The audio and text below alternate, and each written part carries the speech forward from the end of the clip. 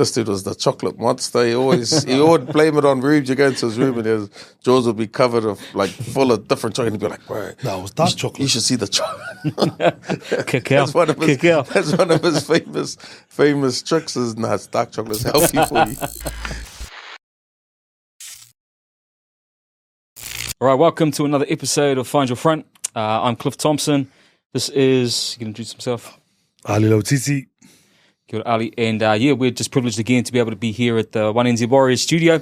But this podcast is from New Zealand Rugby League, all about wellbeing and all the things that make us well within the game. We're really privileged today to have a very special guest, Mr. Wellbeing himself, David Solomona. Yeah. Welcome, Dave. You want to introduce yourself to the people out there and yes, tell us a bit about yourself? Kia ora, fams. So, my name's David Solomona. And currently based in Brisbane, but visiting here Auckland, and get to spend some time with you two lovely men. Good to see Ali here with you, Cliff, as well, side by side. Nice, bro. Kia ora, brothers. Thanks, Oos. Good to have you here. And let's dive straight in, Dave. Like talking a bit about where you come from, first of all. Bit about your background, your upbringing, your whakapapa. So man, tell us, what was your upbringing like, where you came from, your family dynamics, and then we'll go from there.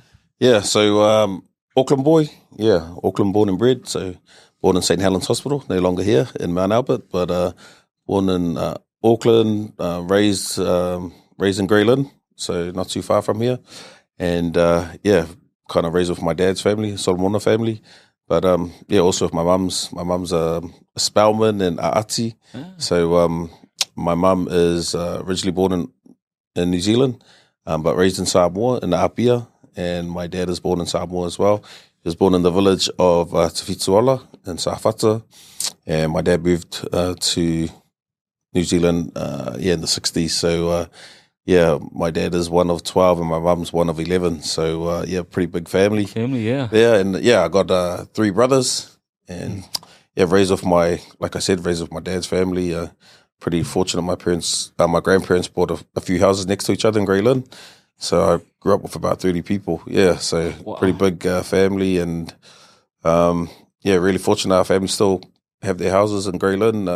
Some of the last PIs. Oh, we are the last PIs in our street. So our whole street was I grew up with just islanders around islanders in Grey Lynn. I think someone was just teasing me this morning saying, you grew up in Grey Lynn, you flash dude. But it wasn't flash growing up there in the 80s and 90s. But it was rougher than Otara, to be honest. Still is. And then, got married. I moved to Sydney around the late 90s, and really fortunate now. You got lucky. Well, I got kicked out of the club because they signed Ali to a multi-million-dollar contract. Is that what? I'm just saying you got lucky, man. You met a beautiful woman, Oh, yes, sorry.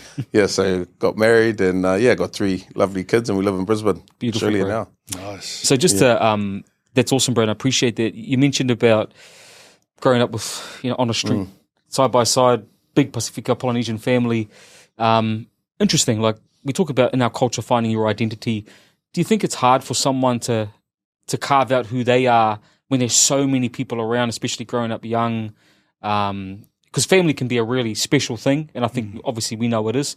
Just on that, I was just thinking about it as you mentioned it. There's so many people around, and you end up playing footy. But how does is it hard to find yourself with that many people around to carve out your identity, to be an individual, or are you just a product and a result of bone fugs or something? All of it. Were you like bone fugs? Is it, I'm just saying. I did have the bone fugs here, Ali, but I got a photo. I'll show you a photo later of Ali with his mushroom fade that I've got. But for me, I guess I was really fortunate. I had the matriarch of my family, my grandmother. My grandfather passed when I was 9, and so my grandmother was she was the strong mother figure within our family, and very strong Samoan lady who I guess brought value and ethics into our family life, and like anyone growing up in a lot of islanders or a lot of us people here in New Zealand growing up around alcohol and whatnot in the 80s and 90s, I guess having that strong presence who was very faith centered, very culture centered. I think it added probably a bit more of anchor for a lot of us in our family. So for me, I guess that identity piece was important thing. And, my parents, to be honest, kind of rebelled against their Samoan culture and didn't speak a lot of Samoan to us at home. But my grandmother, she didn't speak English. So it was either, learn Samoan from my grandmother or hear my parents try and backstab us or talk about us in Samoan behind our backs. So, just trying to get that balance and understanding. And I guess for me, my culture was probably something that I always gravitated towards. So, I probably always wanted more, always wanted to understand it more. But, probably like anyone else, if the less you know, the more shame comes with that, or the more I'm concerned about being attached to your culture. So, I don't think it was something that I didn't get at home, but really fortunate to be surrounded by people who are very focused on bringing culture, not just Samoan culture, but culture in regards to family life or faith. Yeah. So there's just a question. I know growing up, meeting you the first time, I thought you were real confident. You spoke well. Was that because of you growing up in St. Paul's or family? I don't know. I'm just saying because I'm sure some of the viewers are going to listen in. Us as Pasifika Māori, especially coming into these environments, we tend to always looking at the ground and don't want to have eye contact, but also just talking it was hard for us. So where did that confidence come from? Tearing us down, some of the stuff that you would say to us, but now you're building the boys up. It's quite ironic. We're in this building, man. The first time I met this dude was probably only like 200-300 meters away from here. Right. I remember exactly where I was, and I remember exactly where he was. Like I remember we were going onto a field, and this dude was sitting on like a wall at the back training field, and he said something cheeky to me. And I was like, "What the heck is this? Who the heck is this dude, man?" I turned around, there's this mushroom fade, big smile. I think he had a Snickers bar in his hand, and for me, man, I can honestly say when I was in this environment for a long time, I was shy, man. Like around the boys, obviously jovial and joke around and that, but man, I guess my whole time within the NRL prior to moving to England, man, I was the stereotypical PI kid in this environment, man. Right. I kept my head down, didn't want to ruffle any feathers. When I was spoken to, I'd be really shy and try not to answer in a way that would offend anyone. So, man, for me, I guess it's a bit of experience. Like now I feel confident to speak and obviously found my voice in that. But I don't know, as Islanders, sometimes we kind of think like, when I'm speaking to older people, when I'm asked a question, eyes down, be quiet, keep your head down, and that now. But I think just life experience kind of changed me and molded me into a person who, found assurances and being confident in speaking. It's because I just say that because I know being around you, and especially when you moved over to Australia, you kind of hosted quite a few of the boys that went over. And we always talk about, how good the support is, that the boys need or the girls need when they go over to Australia. But also in the UK, you made us feel comfortable. You always welcomed us to your home. So I think, those attributes, I think, plays a big part, especially when you're away from home, having someone like that. So it's important, eh? It's cool. And I think we'll pick up a bit more up about that around sort of where that's led you to now and the spaces you speak into, sort of towards the end of the conversation. But winding back a little bit, we know now like the name Solomona is synonymous in rugby league. It's a strong rugby league name and family name. So what was your beginnings with rugby league, Dave? Where did you first get introduced to the game? How did you pick up that ball? Yeah, growing up in Greyland, a Richmond boy. So I'm a Richmond Bulldogs boy. Ooh. So born and bred about 300-400 meters from the park. And as long as I can remember, I think my first photo I've got in the club room was either 1982 or 1983. So it would have been like 4 or 5 years old. Yep. And I played with my man Quincy, my man Ari. These two dudes I played with literally my whole junior career until I was 17 and moved to the Warriors. So kind of been at that same area, playing at Richmond since I was young, and my family had come through the ranks there at the club, and it's always been a club we've been attached to. So I'm really fortunate in my family circles to have my uncles actually play football, not just at Richmond but at higher levels as well. Yeah. And just I think for us as PIs, it was just a way to connect with other people outside the church and that. And the club's probably a pretty special club to me as well. It's awesome, bro. Because I mean, for anyone that knows you and knows your game, you're one of these guys that came through as a bit of a freak, right? You say you play in the forwards, but man, you had the skills of a halfback, and you could ball play and all this sort of stuff. And I remember seeing you when you first were coming through, thinking those things as well. But that sort of led you to be picked up. Was it by the Warriors at that stage? You want to talk to us a little bit? You're a bit of a boxer too, were you? No, man, you're talking about Sione or Mont there, man. Yeah. Nah, for me, the truth is I probably played a bit of halves and a bit of forwards because I never had a solid foundation in regards to, you were always a second row or prop, and I was always that dude that would get picked on the bench so I never made any rep teams ever. Right. My whole junior, I wasn't the guy that played in Auckland under 12s, under 15s, under 17s. Yeah, never. I think my first Auckland rep team was under 18s, and that year, I don't even know if I was playing club league. Yeah, I was playing for school in that. So I played with this dude. In that team, but for me it was just. And it started here at the Warriors. Yeah. So the very first rep team I made was the New Zealand secondary school. So that year I actually stopped playing league and I played first 15 at St. Paul's. Like all our league team, everyone at school, we just all decided, let's not play club football. Let's just play for the school, first 15. Yeah. And so I played first 15 at the school, and then I made the New Zealand secondary schools. And it sounds pretty cool, but there's some big names in the Aussie team. Yeah. Oh man. Yeah. I like for me, I don't know. I didn't look at that team like they were stars. I just got my first that I was in a rip team, man. Like I'd never been in a rip team before. They had this dude Adam Ritson, man, who was massive. I just and he was already playing first grade, and I was like in my first rep team playing against like a guy who's playing in the Winfield Cup, and it was just like you'd freak out thinking like, bro, I can't believe this dude's playing. I was more grateful to be in a rep team with my schoolmates.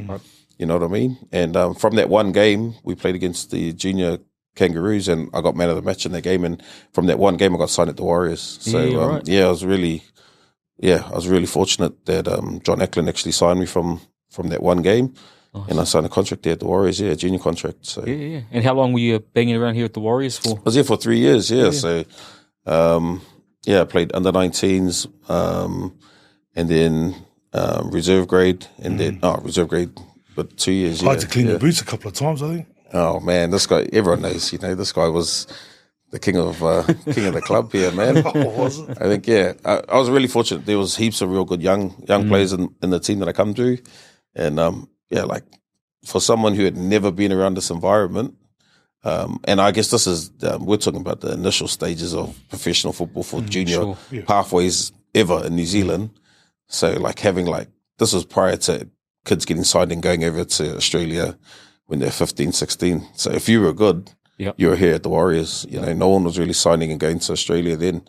So, for me to be at the club and have like Monty, who I knew was like always in the rep teams, to have, players that had played in rep teams my whole life, to actually be training with them.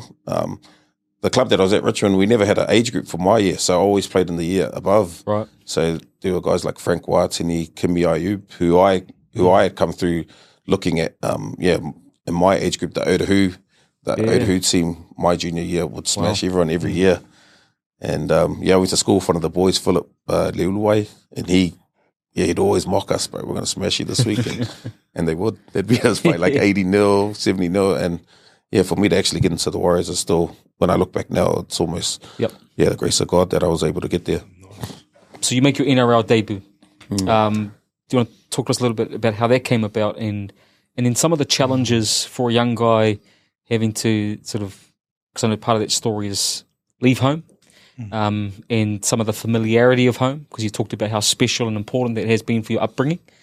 But what was that like? Man, for me, I probably my one regret that I probably have in footy is not playing at the Warriors. I had 3 years here, and wanted to.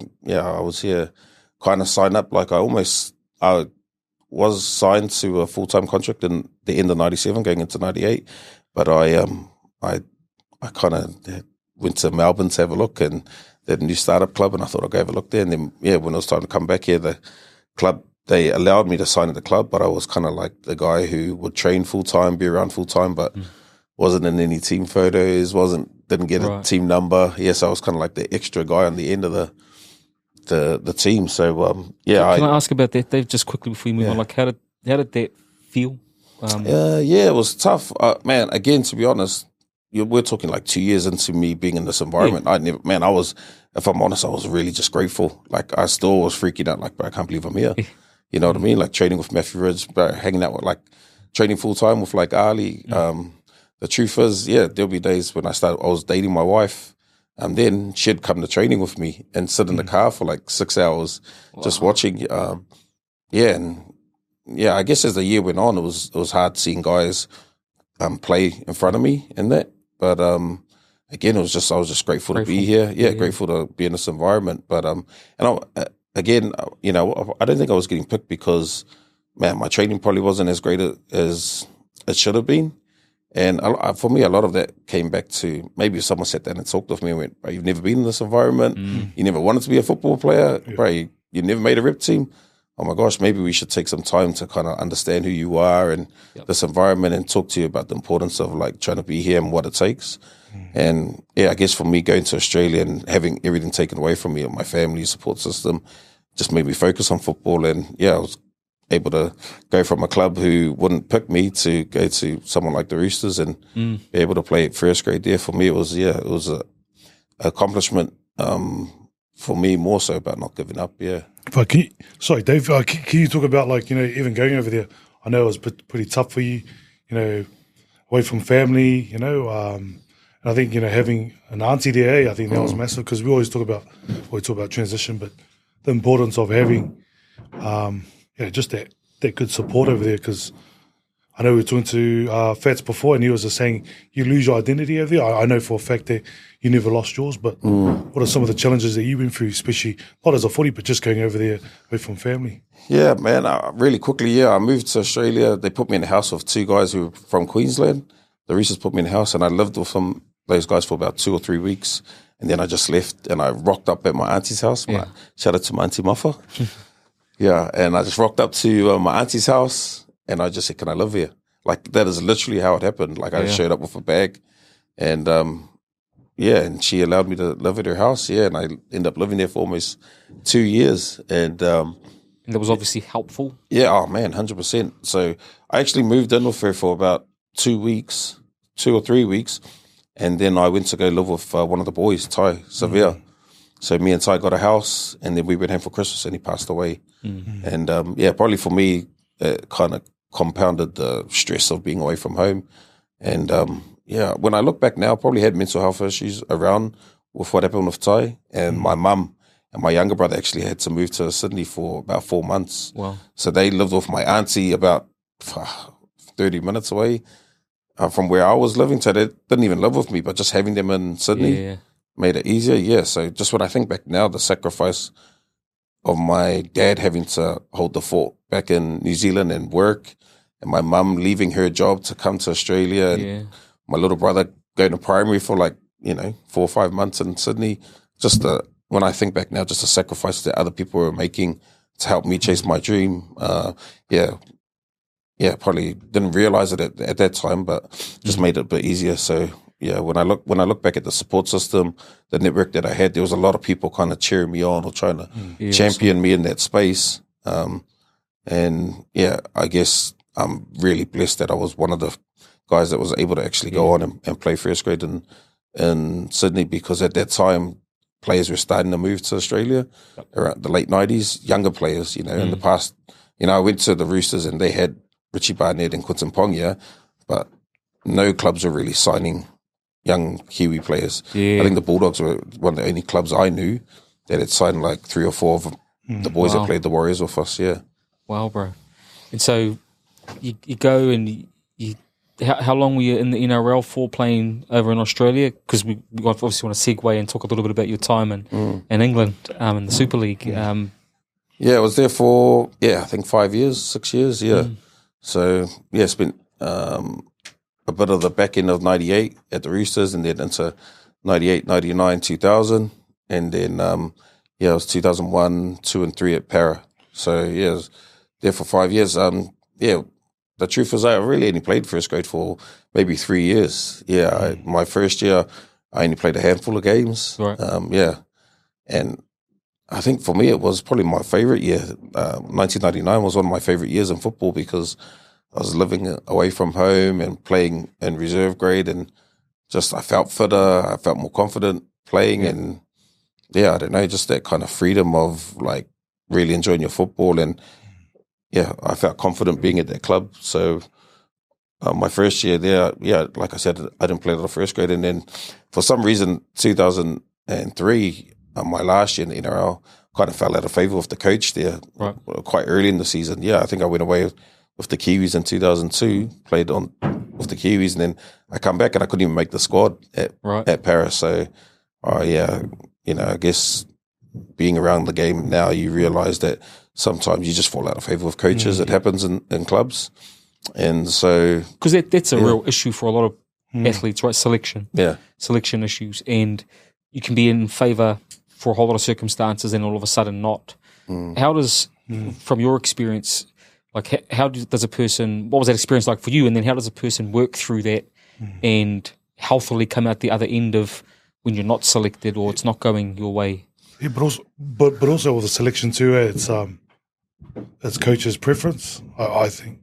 Yeah, can you answer that question? But also, you talk a little bit about your grand final experience and what that felt like too. Yeah, I feel like he's asked me about 8 questions just then. We did. Was one, and then it came. I understand what you're saying. Yeah, like for me, probably not playing is, everyone knows it's one of the great difficulties of being a professional sportsman, not getting picked in that. And you kind of struggle with that. But what I found is one man's trash is another man's treasure. And a lot of times when you're in environments, just understanding like, I might not be the preference here, but I could be the preference someone else. Yeah, nice. And for me, the biggest thing that I can say in regards to understanding how to deal with that is just your own identity, understanding like my value as a person isn't found in me as a player. And I think a lot of times, a lot of us, we tie too much into this is who I am as a football player, and I'm not getting picked here, so I'm struggling my whole life. And it's hard because when you are, when you're a football player, it's like everything. Like you got to put a lot of your effort into being in that environment and focus on your football. But I found the older I got, the more I realized, like, I'm all good. Like, this isn't who I am. This is just what I do at the moment. You know what I mean? So I think having a good support network outside of your football helps. But then also understanding, like, listen, I think life experience changes a lot of stuff as well.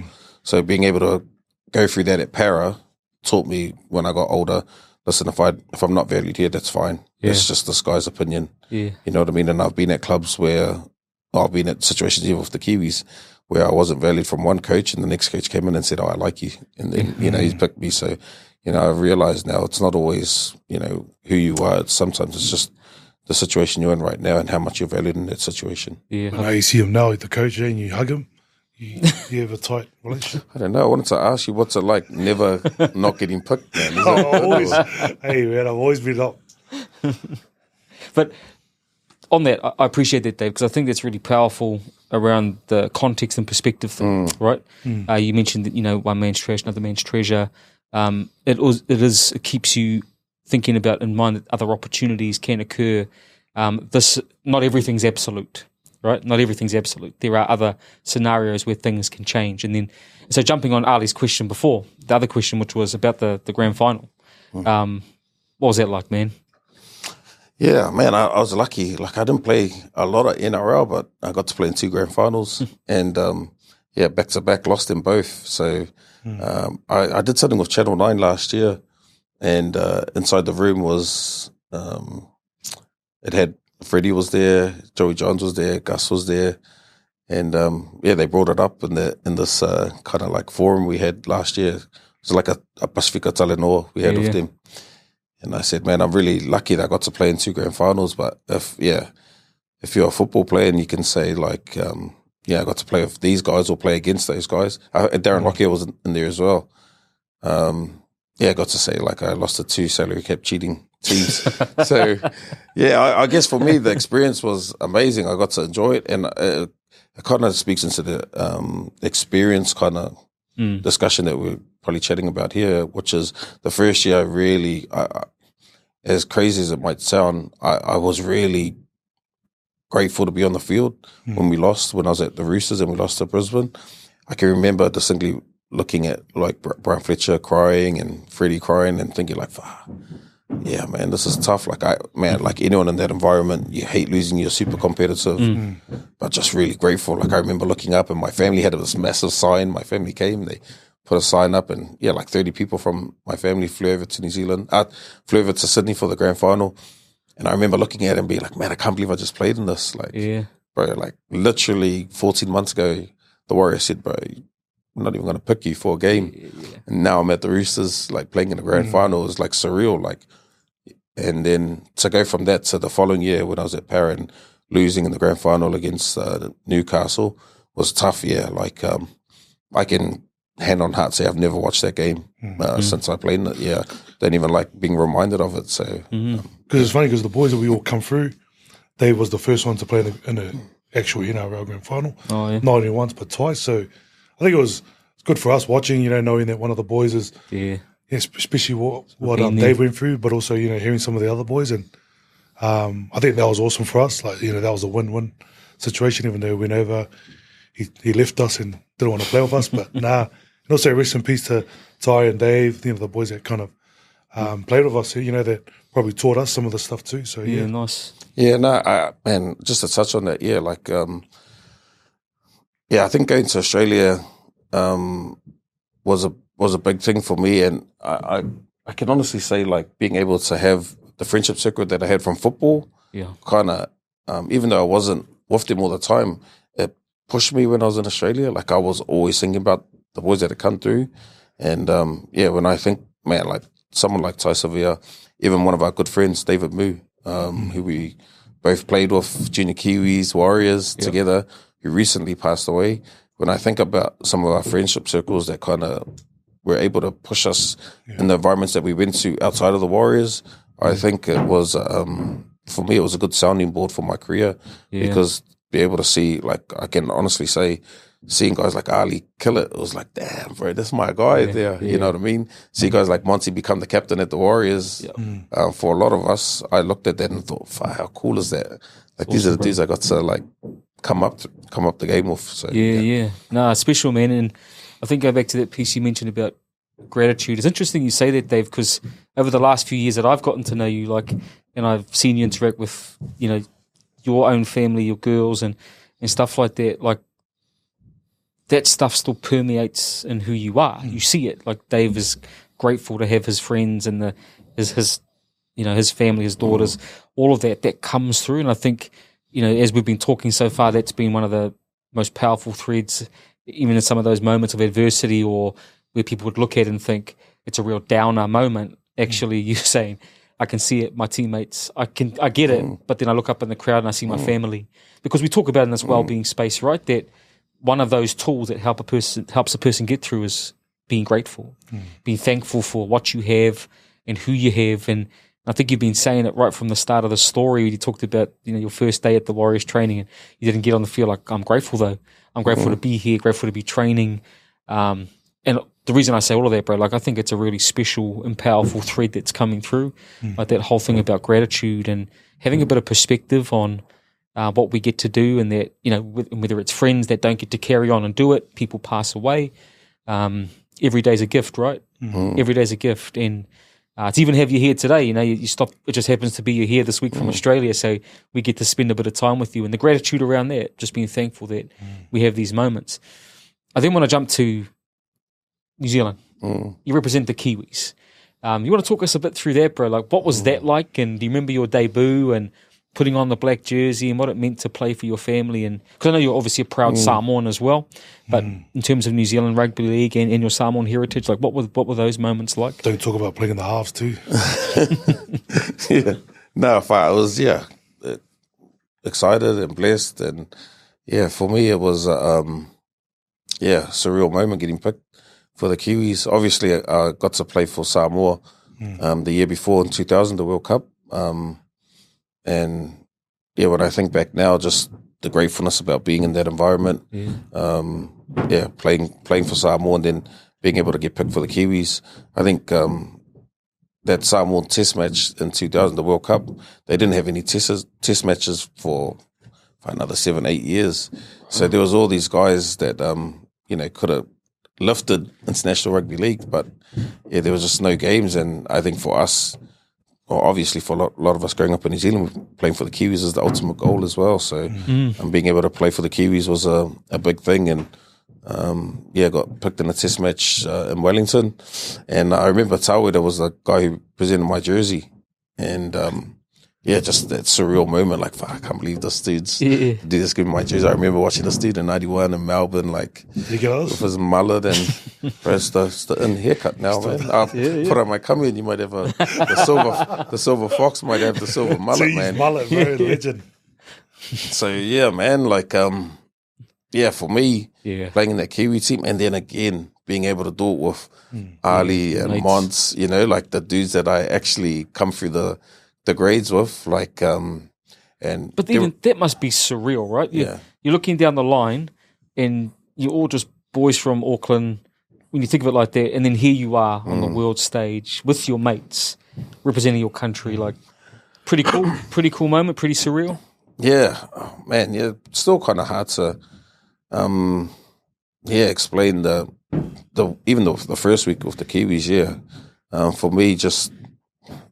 Again, I was just so grateful to be there. I was just like, I can't believe I made this team. And most of that year at Parra, when I got picked, I played off the bench most of that year. So to get picked in the team, playing off the bench at my club team, I was just happy to be in that environment. But I guess as well, just trying to build that confidence to feel like I was meant to be there. And I don't know if I had that going into 2001, almost kind of like, the imposter syndrome, like, I'm here, but do I really belong do I really belong being in this environment with these guys, like having like Craig Smith or Steve Kearney or Robbie Paul or Stace. And, I guess for me, having guys like ours and Ali and Mons and Jerry in that environment, made it a lot easier. Hey, do you reckon, I know, as intense as, there's the NRL season and all that, do you reckon some of these Kiwi tours kind of boosted us? Like, I don't know. I think it was good for our well-being. Some of the laughs that we had and all that. Yeah, man.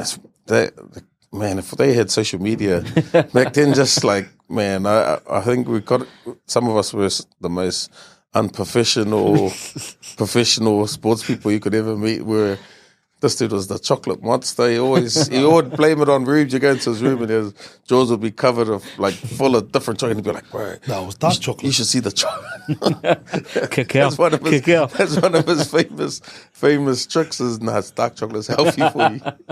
So, or like chocolate biscuits melt and you just drink it and you go, but it's not hard. It's that's what was less calories than liquid. Yeah, you can actually inject that into. I was just trying to tell Rubes and Mons, man, you got to live life. And also Steve, man, Mooks, that guy, man, eh? But it's hard to complain when the dude's like killing it on the road. Can you just imagine if he applied himself to eat well? I feel like that's something Mons would say. Imagine if you applied yourself. If you applied yourself, you'd be even better. So, 100%. Like the Kiwi tours, and not so much just. It was just the memories you make. You know what I mean? Like it was literally going away and someone saying, "Bro, we're going to pay you some money." To go and play sport and hang out with your mates. And Did you see that picture in ZRO? The one where you're all wearing high pants? Maybe we can do a cutaway on that in the podcast. No, because the reason why I say that is because, like, heaps of us, man, we were like, nah, that's it. During the season, we're like, nah, man, I want to break. Had enough. And then you go and do this. You go, play for the Kiwis, which is an honour and privilege. But then you have a good time with the boys and you're like, oh, no, it's cool, man. So just little pockets of, I don't know, if, just to kind of, it made you, be grateful, but also reminded you, hey, you're doing it not only for yourself. Yeah, and man, just the friendships you make. Like, but shout out to our boy Tony Politu as well, one of my other mates, TP. Hens, Mons, bro, Freddy, like he's the Aussie son. But shout out to the boys that we used to hang out with on tour. Like literally, when I talk about like friendships for life, like, man, I have got my church friends, my school friends, my friends from footy. But during that period of my life, like from about 19 to, my mid-30s, I spent a lot of that time with my footy friends because that's who I was doing life with, you know what I mean? I can remember being on tour with the Kiwis. Little quick stories. I can remember being on tour with the Kiwis in 2005 and asking if the boys could sleep in a room together. So Luisa Avihaki, who was visiting her brother in France, so she could come with her nephew to stay in the hotel. And like the boys were like, yeah, sweet. So she came and stayed in one of the rooms, and then like 4 of us slept in one room. And it was, like that never happens in any team. You know what I mean? But like in the Kiwis, it's like, nah, awkward. Yeah, let the sis come. So, like being in that environment, not being ashamed to say to the boys, Roy, Kiddy, can you sleep in the room with me and Motu? Because Louis is going to stay in the room with her nephew. So, that's me, yeah, that environment really solidified a lot of friendships. That's what it's all about, eh? Yeah. So, you've mentioned about your faith, right, as something that's been there for you. Do you think that plays a part? And I'm asking an obvious question, but, it may not be obvious either. But do you think your faith, how much of a part does your faith play, Dave, in your well-being, in who you are, keeping you anchored, keeping you centered, all that sort of stuff? Yeah, heaps, man. I wanted to ask you, like, as a pastor within this environment, do you feel confident to like resonate from who you are within the space, or do you feel almost like a duty for it? Do you I don't know. What are your thoughts on it, man? Yeah, because it's different seeing you in that attire. You're normally in your suit. Oh, stop it. Are you a suit pastor? Nah, bro. Right, not at all. This guy, man, he's got me good today. But no, I appreciate the question, the passing the ball back. No, but I think the most simple way to answer the question, Dave, from my perspective, is my faith is not something I do. It's just something I am. Yeah, 100%. And so I don't think about, I better be a Christian today.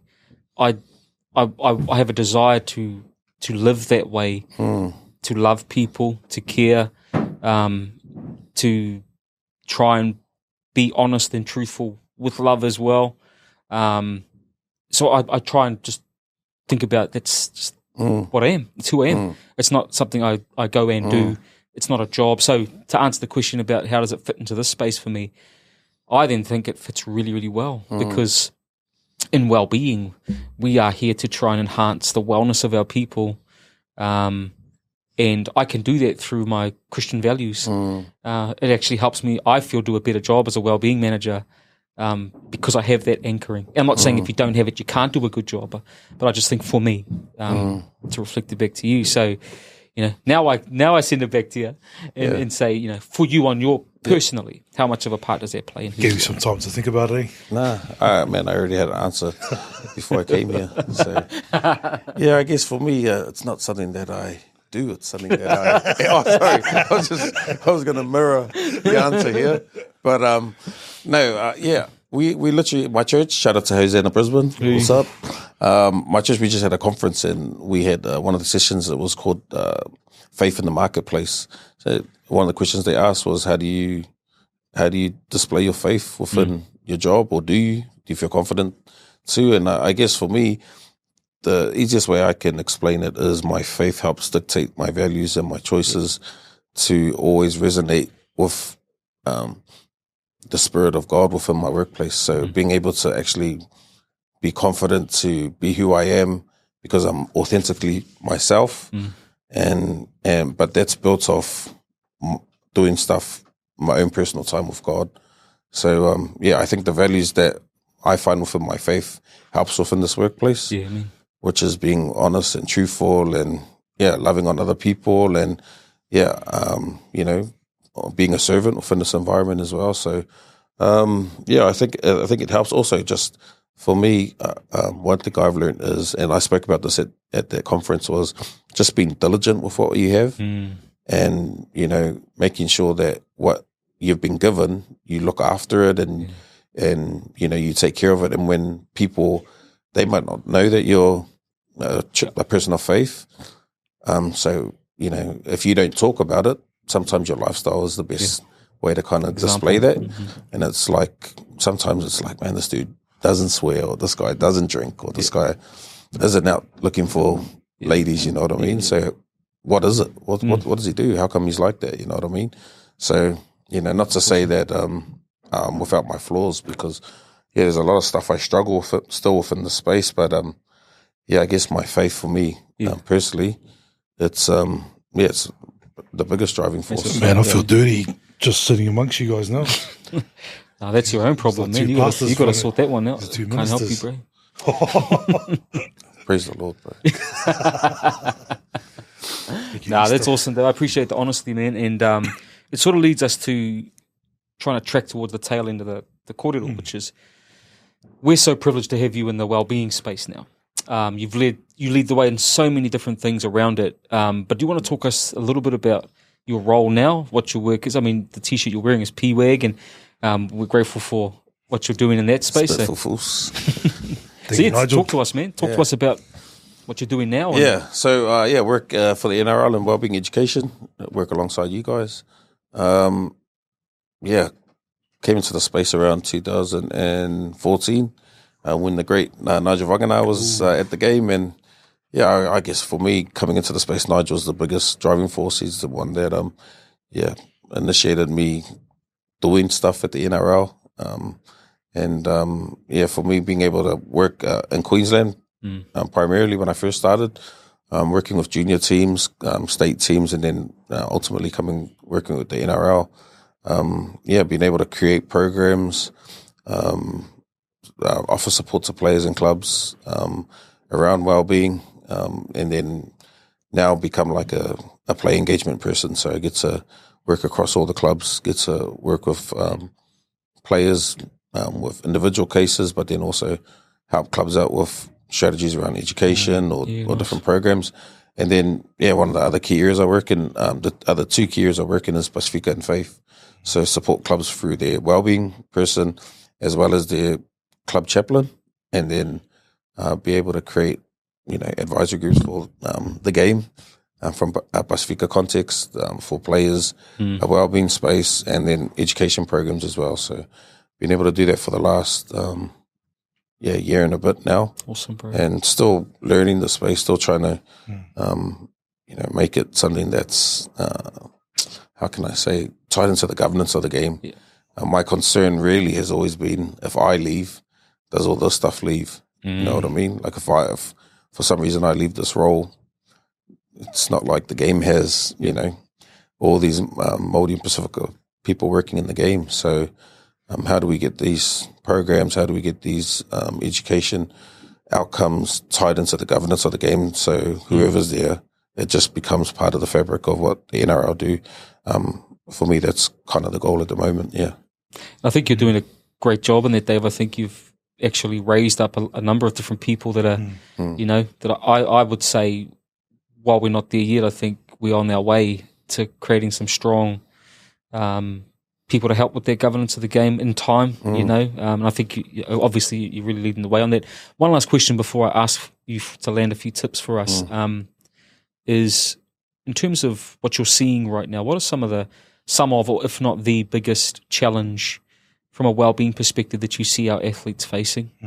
Man, are we talking social issues? I don't know. It might be all of the above, bro. Yeah, I guess, social issues is probably gambling. Gambling is probably a pretty big issue. And I think that's a direct correlation to just the phone and being able to just sit on your phone at home and access to stuff. So finding a lot of players are finding issues around their phone.